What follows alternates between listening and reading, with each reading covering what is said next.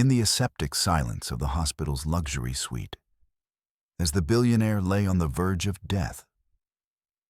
The young nurse discovered an almost invisible scar that connected their destinies in a way no one, not even the dying man, could imagine. Elena had learned the meaning of underestimation from a very young age, a lesson carved by elusive glances and condescending smiles. Her life as a nurse at Metropolitan Hospital, despite the nobility of her profession, placed her at the bottom of the social pyramid that prevailed in that microcosm of glass and steel. Her uniform, though impeccable, was the simplest of all. Without the distinctive embroidery of private nurses, without the gleam of expensive watches that adorned the wrists of her more connected colleagues. Her hands, though agile and precise when drawing a vein or changing a bandage, were often red and cracked from constant washing and disinfection, a silent testament to the long hours and the lack of a good moisturizer, a luxury she could not afford. The small apartment she shared with her elderly grandmother in a modest neighborhood, where the aroma of home cooking and the dampness of old walls were a constant, was her sanctuary, a refuge from the judgmental glances she received daily. The nurses in the luxury suites, with their perfect makeup and immaculate hairstyles, saw her as a shadow, a mere helper, someone who only served for the most basic and least glamorous tasks. There goes Miss Elena, always so discreet.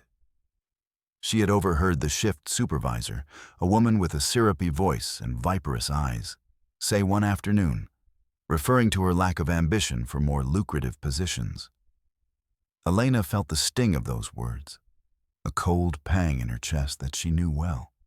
Her heart sank, a familiar oppression that had accompanied her for years. She bit her lip, the metallic taste of frustration mixing with the silent rage growing inside her. That comment, though subtle, was a constant reminder of her place, of the invisibility that enveloped her like a shroud. Her appearance, always with her hair neatly tied back in a ponytail and a clean, makeup-free face, made her seem even more insignificant in the eyes of those who valued appearance above all else. Each instance of contempt was a small wound, accumulating one after another, leaving a trail of visceral pain that manifested in the constant knot in her throat, in the tears she refused to shed in public, in the heaviness of her steps at the end of her shift. What no one at Metropolitan Hospital, not even the most astute doctor or the most cunning administrator, knew was the hidden treasure Elena kept in her mind and soul, an eidetic memory that allowed her to recall with astonishing precision every face, every name, every detail of every medical file she had seen, even the oldest ones. This ability, bordering on the supernatural, was complemented by exceptional analytical intelligence, a capacity to connect dots, to see patterns where others only saw scattered data. Furthermore, she possessed a deep and almost forgotten knowledge of medical history and of the city's founding families, knowledge she had inherited from her grandfather, an old and eccentric amateur historian, who had dedicated his life to unearthing the deepest secrets of the elite's lineages, those who preferred to live in opulence without scrutiny. Her grandfather used to say that the illness of the body often reveals the illness of the soul, and family history is the best diagnosis. Elena had honed this gift in the solitude of her grandfather's library, among ancient volumes and the scent of aged paper. While her colleagues focused on the latest techniques or climbing the ranks, she absorbed stories, connections, anomalies. To the rest of the world, she was simply the silent nurse, an efficient but unremarkable worker, just one of many. They never suspected that this mind, dedicated to the humblest tasks, was actually a living archive, a walking database capable of unraveling the most complex and buried secrets. The revelation of this ability, when it came, would be a masterstroke, a surprise as devastating as thunder on a starless night, leaving everyone dumbfounded, forcing them to reevaluate everything they thought they knew about her. Despite the constant pain of invisibility and contempt deep within her being, Elena felt that her mind was an impregnable sanctuary, a place where her true worth resided, a fire that burned faintly but stubbornly. Her internal monologue was a constant dialogue between resignation and an unbreakable determination. Why do I feel so alien to all this? She wondered as she watched her colleagues chat animatedly about their luxurious weekends. Why does this humiliation pursue me, no matter how diligent I am in my work? She felt the sting of injustice, the burning of frustration, and in those moments of deep introspection, her determination solidified. She questioned the superficiality of the world around her, the valuing of appearance over substance. Is my effort worth nothing if it's not accompanied by a surname or a bulging bank account? Am I just a number, cheap labor? The knot in her throat was almost constant, a physical reminder of the tears she refused to shed in public. Her heart beat with an irregular rhythm, mixing tiredness with a dull, contained rage. It was a frustration that, unknowingly, was building the foundations of an unbreakable fortress. Each day was a test of endurance, a silent battle against despair. But Elena, with every breath, promised herself that she would not vanish into the shadows, that she would find a way to assert her true self, her dignity, her intelligence, beyond the gaze of others. Ricardo Valdivia was the personification of inherited arrogance and the most stale classism. A young and handsome man, but with a look of superiority that chilled the soul. Heir to a vast fortune and a pharmaceutical empire, Ricardo moved through Metropolitan Hospital as if it were his personal fiefdom, treating all staff, from the most reputable doctors to nurses and assistants, as mere servants, tools for his convenience. His contempt was a constant, an incessant drip of small humiliations. His father, the billionaire Don Eledas Valdivia, lay in a VIP suite on the verge of death, and Ricardo made sure everyone knew he was in charge. His despicable behavior was a repetitive pattern, calibrated to exert maximum control and contempt. One morning, as Elena was changing Don Eledas's IV, Ricardo burst into the room with a brusqueness that made the medicine cart tremble. "Nurse," he said, without even looking her in the eyes, his voice a condescending murmur. "Make sure my father gets the best care, and don't waste my time with trifles. Your job is to obey, not to think." Elena felt the familiar pang in her chest. Her heart quickened, but her face remained impassive, a mask of professionalism. Her hands, however, tightened slightly around the syringe, the cold metal a counterpoint to the rage simmering within her. "Understood, Mr. Valdivia," she replied in a thread of a voice without the slightest inflection. Gabriel, Ricardo's personal assistant, a man of subservient manners and shifty eyes, let out a choked chuckle behind her, enjoying the spectacle. These interactions repeated, with variations. Another time, Ricardo, in the hallway, gently pushed her aside to pass, without apologizing, giving her a glacial look. "Get out of my way, nurse. It seems you don't know where you should be," he snapped dismissively. Elena felt the burning in her eyes, humiliation rising to her cheeks. Ricardo's impunity was a constant reminder of his power and Elena's utter worthlessness in his eyes. His downfall would be as sweet as his rise. Elena's life unfolded in a cycle of routine oppression, a gray tapestry where each day was a somber copy of the last, tinged by the subtle but constant yoke of injustice and contempt. Her mornings began before dawn, not by choice, but out of the imperative need to take 2 buses to reach Metropolitan Hospital, a giant of glass and steel that rose above the city like a monument to opulence and privilege. The scent of disinfectant and illness permeated her clothes, her skin, her dreams. Then, the endless hours in Don Eledas Valdivia's suite, a space that radiated an opulence she could barely look at without feeling a pang of bitterness in her chest. The Egyptian cotton sheets, the fresh flowers in crystal vases, the art on the walls. A world light years away from her modest apartment. The disparaging comments were not isolated, but a constant chorus, a soundtrack to her invisibility. One day, while preparing Don Eledas' medication, she heard Ricardo chatting on the phone in the adjoining lounge, his voice resonating with arrogance. Yes, father is stable, as always. And this nurse, Elena? She seems diligent, though a bit provincial. She doesn't compare to Dr. Rojas's efficiency. But oh well, for these minor tasks, I suppose she'll do. Elena felt a sharp stab in her chest. Her heart quickened with a silent fury. Her hands, grasping the bottles, visibly trembled. Provincial.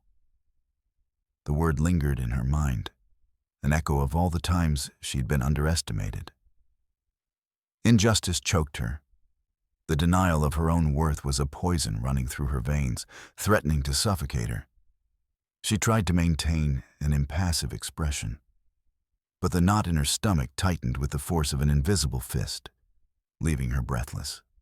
The luxury of the surroundings, the gleam of polished metals on state-of-the-art medical equipment, the scent of expensive perfumes worn by the Valdivia visitors, brutally contrasted with the modesty of her life, accentuating the injustice that choked her. She could see Ricardo in society magazines, in financial news, smiling with radiant confidence, radiant at gala events, surrounded by powerful people and artificial glamour. He had been born into that world, and she had been relegated to the shadows, to ignored corners, to the monotony of her existence. She felt like an object, not a human being. The feeling of being an intruder in a world that did not belong to her pursued her, a constant echo in the silence of her nights. The seed of change, the first hint of intertwined destinies, emerged in the most unexpected way. A scar. Don Eledas Valdivia, the dying billionaire, had suffered a massive stroke that left him in a state of semi-consciousness, prostrate in his luxurious hospital bed, surrounded by machines that monitored his fragile existence. Elena, the nurse assigned to his care, spent hours in the aseptic silence of the suite, performing her duties with the same diligence and meticulousness as always. One afternoon, while cleaning and moisturizing the old man's skin, she noticed something unusual.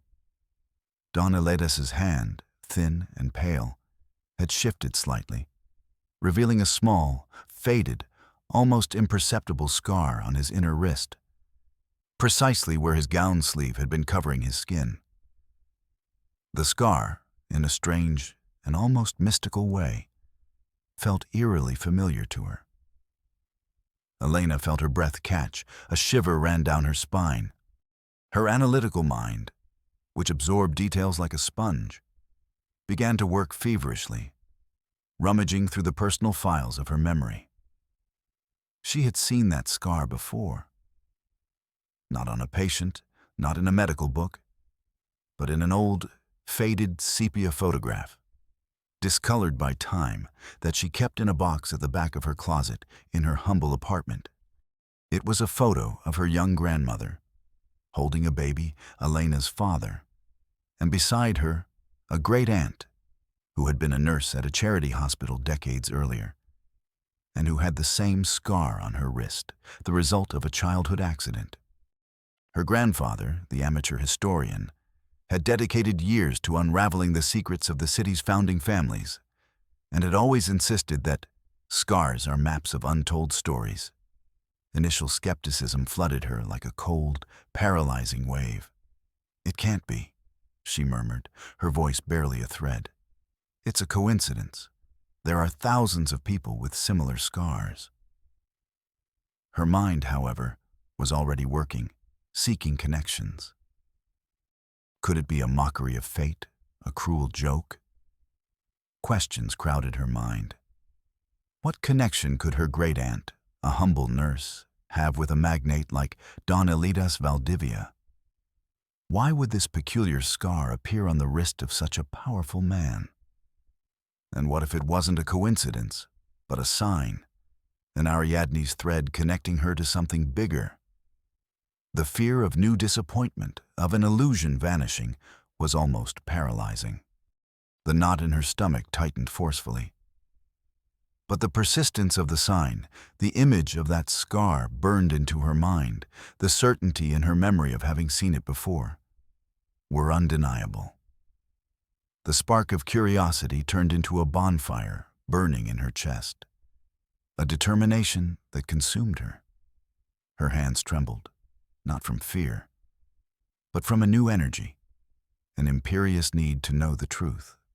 Her eyes, previously dimmed by resignation, shone with a feverish intensity, with the light of a new purpose.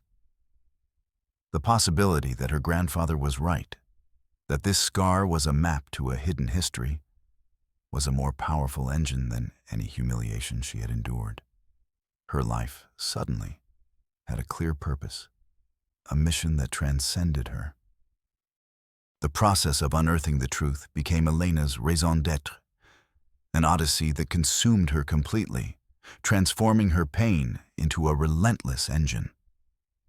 It was not just about an inheritance, but a profound vindication, an act of justice for her lineage and for herself. Her eidetic memory and analytical intelligence became her most powerful weapons. The first step was an obsessive investigation into her grandfather's personal archives, those dusty notebooks filled with notes on the city's founding families. She spent entire nights among the files, the scent of aged paper and the dense silence of the night enveloping her. She found a cryptic note about the lost child of a servant from the Valdivia mansion, a woman who had a secret romance with the young heir to the fortune, but whose child was disappeared and given to a lower-class family to protect the name. And, surprisingly, a reference to a peculiar mark on the child's wrist. Her next step led her to the archives of Metropolitan Hospital, those accessible only to long-tenured employees. She disguised herself as just another assistant, using her internal knowledge to access the oldest records. The constant hum of the photocopier was the soundtrack to her sleepless nights, accompanied by the sweet smell of instant coffee she endlessly drank. She searched for birth and death records from that era, names of doctors and nurses. There was a significant setback when she found a death record for a young woman, a Valdivia servant, with a date that coincided with that of the lost child, supposedly deceased due to complications after childbirth. Her heart sank, a wave of despair washed over her. "It's useless," she thought, her trembling hands clutching the document. "She died. It's the truth. I must accept it." Sadness crushed her. But her mind, that prodigious mind, would not let her give up. There was something in that death record that didn't fit. The signature of a doctor known for his dubious ethics, a certain Dr. Alejandro Morales, who had been the Valdivia family's personal physician. Suspicion gnawed at her. "It can't be that simple," she told herself, the spark of hope reigniting. "There's something hidden here." She decided to look for Dr. Morales' complete file. She infiltrated the hospital's Human Resources Department archives using an old access code her grandfather had written down. There, she found a letter of recommendation signed by Don Elidas' father, the family patriarch. and a bonus for special services granted to Dr. Morales right after the date of the supposed death. Now, the key was the son. Elena suspected that the lost child had actually been adopted by the Valdivia family as their own. The investigation focused on Don Elatus' birth records. Elena discovered that Don Elatus had been adopted by his own parents at a very young age, something unusual for the elite. His real birth date, according to documents her grandfather found, did not exactly match the official one. The irony was cruel. The billionaire was the very lost son. The evidence accumulated. Baptism records, family letters speaking of a secret, and the most shocking discovery, a diary hidden in the attic of the old Valdivia mansion, which Elena managed to access by taking advantage of a shift change and Ricardo's absence. In that diary, an elderly aunt of Don Elatus, repentant in her last days, had written the truth. How the young servant had been dismissed, how her child was stolen and given to the family as their own to cover the scandal, and how the scar on the wrist was the mark of a childhood accident. The same scar, Elena murmured, tears streaming down her cheeks. My grandmother always knew. Every obstacle overcome, every small piece of the puzzle found, fueled her determination. Justice was a sweet taste in her mouth. I'm close, she thought, very close. In her relentless pursuit of truth, Elena found two unexpected souls who became the anchor of her determination, offering her not only practical help, but the human warmth that had been denied to her for so long. The first was Dr. Laura Rojas, a brilliant and ethical doctor, chief resident of Metropolitan Hospital. Laura, despite her position and impeccable reputation, had noticed Elena's silent dedication, her meticulousness, and her strange insight. She had witnessed Ricardo's humiliations towards Elena, and a vein of indignation grew within her. One day, while Elena was assisting Don Elatus, Laura saw her examining the scar on the old man's wrist with unusual concentration. "Nurse Elena," Laura said, her voice soft, "you seem interested in Mr. Valdivia's medical history. Is there anything I should know?" Elena, with a mix of fear and an incipient trust, showed her photos of her great-aunt's scar and hinted at her suspicions about a family mystery. Laura, with her analytical mind, quickly grasped the magnitude of the matter. "If what you suspect is true, Elena, this is dynamite. You'll need irrefutable proof and help. My help, for truth and for justice, and for the honor of medicine." Their trust was forged in long conversations after shifts, in solitary cafes near the hospital, where the aroma of coffee mingled with the tension of secrets. The second crucial ally was Antonio, a young investigative journalist, idealistic and brave, whom Elena contacted through Sofidi, the historian from the previous case, whom Laura knew from university. Antonio, with his curious gaze and his thirst to expose the truth, was at first skeptical. But when Elena, with Laura's help, presented him with preliminary evidence, her grandfather's notes, inconsistencies in medical records, the bank transfer to Dr. Morales, Antonio's eyes widened. It's a bomb, a story that will shake the foundations of this city," Antonio whispered, his voice laden with awe and the thrill of a scoop that could change his career. His motivation was not just fame, but a genuine thirst for justice and the opportunity to expose the hypocrisy of the elite who had always believed themselves untouchable. Interactions with Laura were intense and strategic. They discussed every detail of the medical records, every possible legal implication.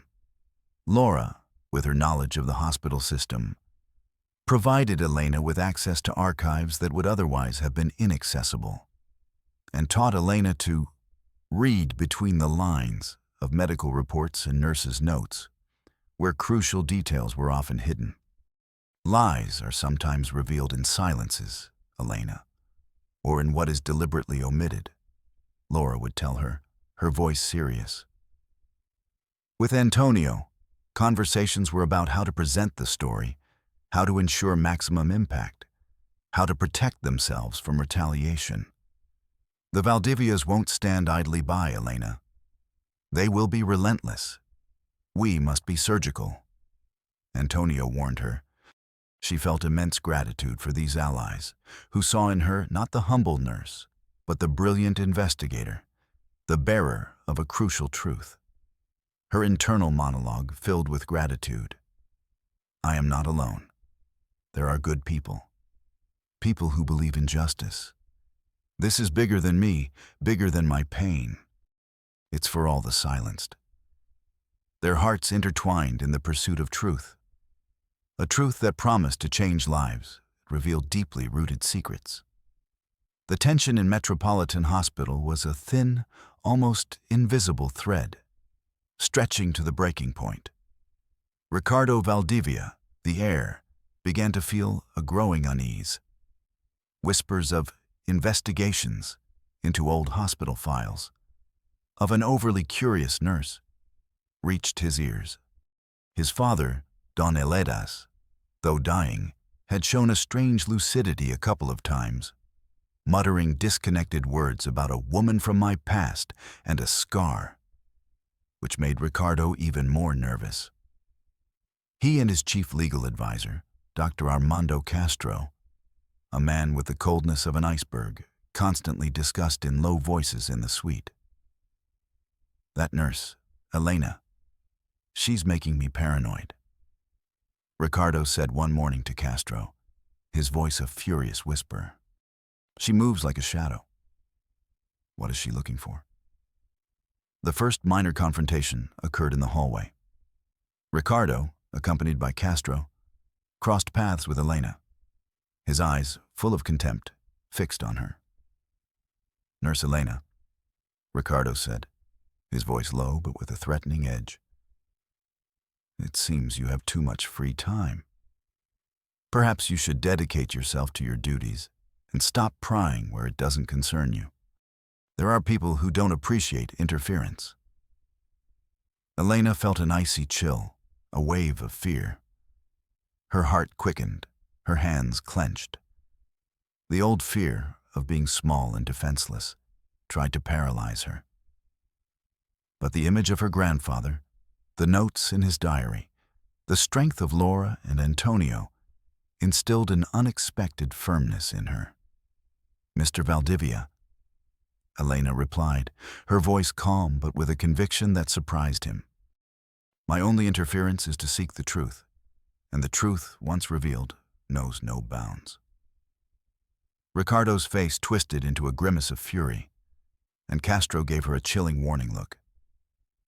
Days later, a more direct threat arrived, a white, anonymous envelope in her personal locker. Inside, a photo of her grandmother leaving her humble apartment and a printed note. Curiosity kills, nurse. And sometimes, it kills those you love most. Drop this now, or your family will suffer the consequences. Elena felt her breath catch, a dizzying panic. Her hands, grasping the note, trembled uncontrollably. The image of her grandmother, frail and old, filled her with terror. Was she taking this too far? Was she putting her only family at risk? Her heart pounded against her ribs, a drumbeat of panic. But then, the image of Don Eledas, dying, the weight of the lie he had lived, the injustice of his own hidden lineage, filled her with a cold rage and an unbreakable determination. I will not give in, she told herself, the words a silent, firm promise. This is for my grandfather, for my great-aunt, for all the silenced. She knew the Valdivias were scared, that they were underestimating her, and that, paradoxically, gave her the strength to move forward. They are desperate.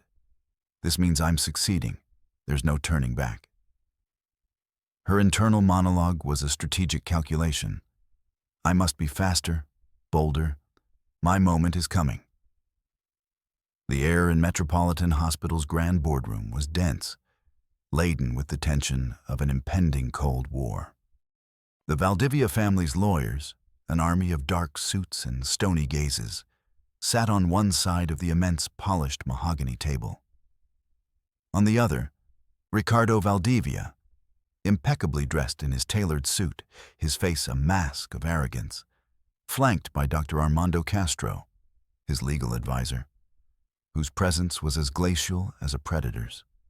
Don El-Edas, the elderly patriarch, lay on a special stretcher, weak and pale, connected to monitors, his body a fragile vessel barely holding life. The meeting had been called by Ricardo to resolve the legal situation of the inheritance and to disprove the strange rumors circulating.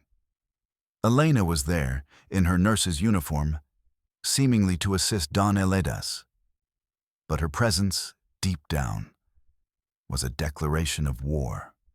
Beside her, discreetly seated, were Dr. Laura Rojas and Antonio, the journalist, their gazes alert. Ricardo began the meeting, his voice resonating with forced authority.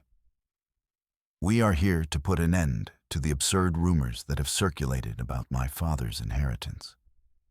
These are unfounded and malicious. My father, Don El-Edas Valdivia, is the sole and legitimate heir to the Valdivia fortune. Any other insinuation is defamation. The Valdivia lawyers nodded, their faces impassive. It was then that Elena stepped forward. Her eyes rested on Ricardo, on Castro, and then, with a pang in her heart, on Don El-Edas's withered face. Her voice, though quiet at first, resonated with surprising clarity that silenced the murmurs. "Excuse me, gentlemen," Elena said, each word articulated with a precision that cut the air like a blade. "I believe there is a part of Don El-Edas's story that needs to be revealed in a more complete way." Ricardo looked at her with contained fury, his face contorting into a grimace of contempt. "Nurse, I already told you to stay in your place. We're not here for your fantasies." Castro shot her a glacial look. But Elena did not flinch. From a small folder she carried, she took out a series of old documents and sepia photos. "Many decades ago," Elena began, her voice taking on a narrative and solemn tone, "a woman named Mar-Ada, a humble servant in this very Valdivia mansion, lived a forbidden love with the then young heir, Don El-Edas's father. A love that bore fruit, a son, a secret. A son who was stolen from his mother at birth and given to a lower-class family to protect the family name from dishonor, to keep the fortune intact, to hide the lineage's mistake." Elena pointed directly at Ricardo and Castro, who shifted uncomfortably in their seats. Anger and shock began to appear on Ricardo's face. Castro expressionless, but with a glimmer of alarm in his eyes. That child's mother, Mar-Ada, was declared dead in childbirth, Elena continued, holding up a falsified death certificate. But this woman, and she raised an enlarged copy of the rural clinic record with a secret note, never died. She was silenced, exiled. And this son, the one stolen from her, was given to this same Valdivia family as their own, to cover the scandal. A child who grew up believing he was a born Valdivia, the legitimate heir. A child with a peculiar scar on his wrist, the result of a childhood accident. Elena's gaze settled on Don El-Edas's wrist, where the scar was barely visible. Antonio's hidden camera captured every expression. The impact was devastating, visceral. Ricardo's face turned livid, his eyes widened in such profound shock that his jaw dropped slightly. "That's defamation. It's madness," he shouted, his voice barely a croak. Dr. Castro, the Iron Man, was petrified, his impeccable composure vanishing before the evidence. The Valdivia lawyers looked at each other, their faces pale, whispering, some reaching for their phones. Disbelief transformed into horror. Elena did not flinch. "It is not defamation, Mr. Valdivia. These are the facts. Here." She spread the documents on the table with the precision of a forensic expert. The clinic record, the note from the corrupt doctor, Dr. Morales, who was generously paid by your great-grandfather to falsify Mareda's death certificate. And here, she held up an old diary, that of Don Eledis's repentant aunt. The testimony of a Valdivia, repenting in her last days, who wrote the truth. How that child was stolen to cover the scandal. How that child was presented as the heir. How that child grew up without knowing his true mother was a disgraced servant. The room fell into a deafening silence. The reactions were a study in shock. The Valdivia lawyers stood up, their faces pale, panic reflected in their eyes, reaching for their phones. Der Arch, Laura Rojas smiled proudly, her eyes gleaming with satisfaction. Antonio, the journalist, filmed every instant, his heart pounding with the excitement of the scoop. Don Eledas Valdivia, the dying elderly billionaire, began to stir on the stretcher. His eyes, which until then had been almost vacant, suddenly opened wide, fixed on Elena, then on the scar on his own wrist. A choked cry escaped his throat, a mixture of horror and recognition. "Mother," he whispered, his voice barely a thread, but perfectly audible in the silence. He remembered. He remembered flashes of a woman who was not the one he called mother, a woman who held him with rough hands, a different lullaby. The truth finally struck Don Eledas, the stolen son, the pang of a forgotten trauma, the injustice of his own existence, of a life built on a lie. Ricardo, the great Ricardo Valdivia, was paralyzed. His skin had taken on an ashen hue. His eyes, once full of mockery, were now glazed with primal fear. His mother, Don Eledas's wife, who was not present, would be shattered by this. His jaw trembled uncontrollably, trying to formulate a denial, but the words choked in his throat. "No. This is a lie," he stammered without conviction. His desperate attempt to regain control vanished with each of Elena's revelations. Dr. Castro, for the first time, showed an expression of terror, his face pale and sweaty. Ilara approached Don Eledis's stretcher. "Mr. Valdivia," she said, with a voice that was both a balm and a sentence, "you are Mareda's son, and your true story finally has been revealed?" The old man looked at her, tears rolling down his cheeks, a mixture of relief and sadness. The power dynamic inverted instantaneously. Elena, the humble nurse, the invisible one, now stood as the bearer of truth, the vindicator of justice. Her figure, previously almost transparent, radiated an undeniable presence, a moral authority that surpassed any fortune or surname. The murmurs of those present transformed into a whisper of admiration and astonishment.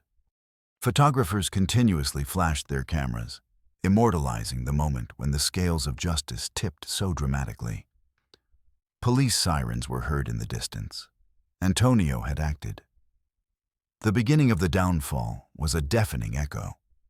The fall of Ricardo Valdivia and his retinue of lawyers was as abrupt as it was dizzying. The scandal, spread by Antonio's incisive reporting and the irrefutable evidence presented by Elena and Laura, became national and international gossip. The story of the billionaire Don Eledas, the stolen son of a servant, and the generational fraud to maintain the purity of the Valdivia name, captured the public imagination. The ramifications were immediate and brutal. Ricardo Valdivia, the arrogant heir, was the first to fall. Media pressure and social discredit crushed him. Dr. Laura Rojas, with the support of the hospital's board of directors, who had witnessed the humiliation, initiated an internal investigation that revealed bribery of doctors, falsification of records, and the use of influence to hide the truth. Ricardo was arrested for conspiracy, fraud, and alteration of public documents. His life of luxury vanished into the stench of a police cell. Shares in Valdivia companies plummeted. Partners withdrew their investments, and the pharmaceutical empire, built on a lie, began to crumble. His new reality was prison, a place where his vanity and arrogance had no place. His hands, once soft and accustomed to the steering wheels of luxury cars, now clutched cold steel bars. His face, once immaculate, was marked with desperation and fear. The world that revered him now scorned him, and business magazines, which once featured his photos on covers, now showed images of his arrest and trial, a constant reminder of his humiliation. The same friends who once flattered him now distanced themselves, ashamed of any connection to the scandal.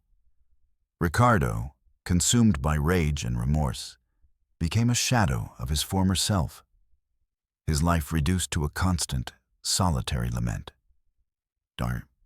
Armando Castro, Ricardo's legal advisor, was also implicated in the fraud and cover-up.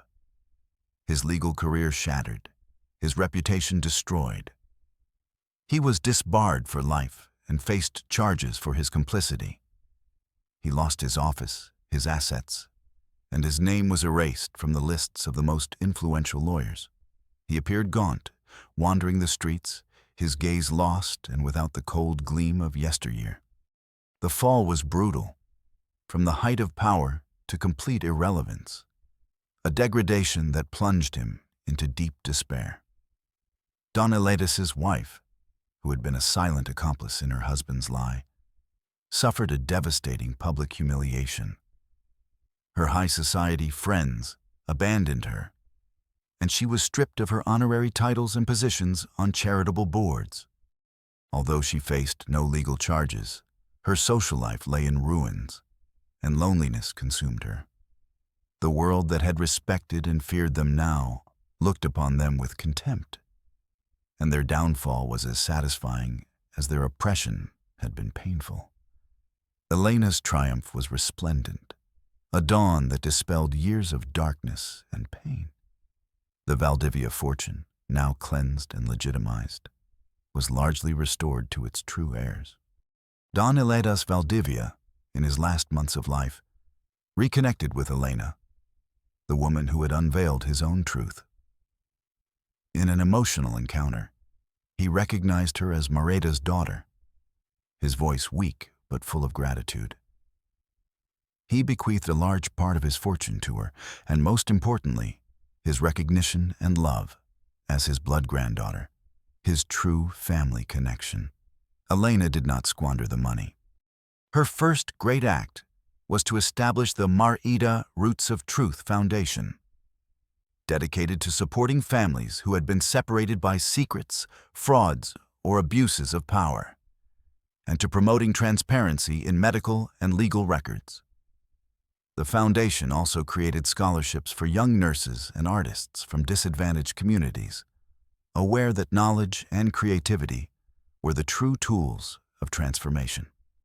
Elena, the silent nurse, became the president of the foundation and a public figure of integrity and justice. Her new office, in a historic building restored with the foundation's funds, was a bright space, full of art and the warmth of her purpose, a reflection of the freedom she had found. The impact on her family was immediate and profoundly healing. Her grandmother, who had lived with the sadness of her sister's hidden story, her great-aunt Mareda, found a peace she had not known in decades. Elena's success allowed her access to the best medical care, and to live her last years surrounded by comfort and the joy of seeing her granddaughter triumph. Elena's emotional health, her healing, was a gradual but profound process. Every act of kindness from the foundation, every life it touched, was a balm for her soul. Significant reunions were powerful and nuanced. One day, while Elena was giving a lecture on ethics in medicine and the importance of truth, she saw Gabriel Valdivia, Ricardo's former assistant, sitting in the last row. His former oppressor, now gaunt and with a lost gaze, watched her with a mixture of admiration and deep regret. At the end, Gabriel approached, his hands trembling. "Miss Elena," he said, his voice barely a whisper, "I never thought I'd say this, but you are an inspiration, and I'm sorry. For my silence. For everything." Elena looked at him with compassion, without rancor. "Gabriel," she replied, her voice kind, "truth heals, and redemption is possible for all who seek it." Gabriel nodded, tears welling in his eyes, and turned away, with a ray of hope, perhaps, in his soul. Later, at a charity event for the foundation, Elena met Dr. Laura Rojas and Antonio, the journalist. Their friendship had strengthened, forged in battle. "We wouldn't have gotten here without you," Elena said, her eyes full of gratitude. "You were my guardian angels." Laura smiled. "You were the strength, Elena. We just gave you the tools, and Antonio the voice." Antonio nodded, a glint of satisfaction in his eyes. Elena's new life was a living testament to her victory. Her home was a place of love and purpose, her days filled with meaning. Her inner peace was a deep calm, a serenity that emanated from having found her truth, her identity, and her place in the world. The silent nurse, the invisible one, had found her voice, and that voice resonated with the strength of justice and compassion. Elena's story, my dear friend, is an echo that resonates in hearts, a moving reminder that truth, however jealously guarded, however many layers of lies cover it, always finds its way out into the light, like a river emerging from the depths of the earth. And that justice, though sometimes slow to arrive, always appears to avenge the oppressed and unmask impostors. Her journey teaches us that a person's true worth does not lie in the illustrious surname they bear, nor in the material wealth they inherit or accumulate, but in the unbreakable strength of their spirit, in the immutable dignity with which they seek and face adversity, and in the compassion with which they rebuild their world and that of others. She showed us that human connections go beyond blood or money, and that family is built with love, truth, and respect. Elena's resilience, her iron determination to unearth a secret that had been silenced and buried by years of deceit, is a source of inspiration for all who ever felt lost, invisible, or stripped of their own history, their own identity. Her legacy is not just one of revealed truth, but of a foundation that gives voice to the voiceless, a testament that even in life's darkest and most desolate moments, the light of integrity and compassion can shine with unparalleled strength, transforming the deepest humiliation into a glorious vindication, and the most overwhelming desolation into a new beginning full of purpose and hope. Years later, the Mar-Ida Roots of Truth Foundation was a global reference in its field, and Elena, beyond her fame and fortune, had become a living symbol of justice, truth, and the immutable power of the human spirit.